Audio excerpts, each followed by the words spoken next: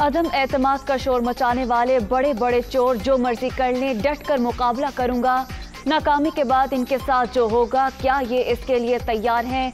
वज़ीर आज़म की ललकार। नवाज शरीफ मुजरिम नंबर 1 करार। फजलुर रहमान को मौलाना कहने से इनकार।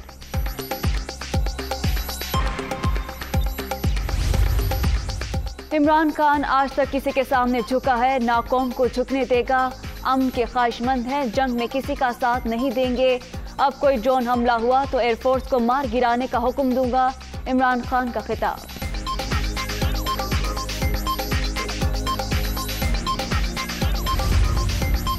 और पेशावर धमाके की तहकीकात जारी। खुदकुश हमला आवर के जाए वक़ुआ तक पहुंचने की नई वीडियो सामने आ गई। सहूलतकारों के साथ कोहाटी गेट में दाखिले का मंजर वाज़े। मुल्जिम पानी के बाद मस्जिद में दाखिल हुआ, नमाजियों में अफरा तफरी।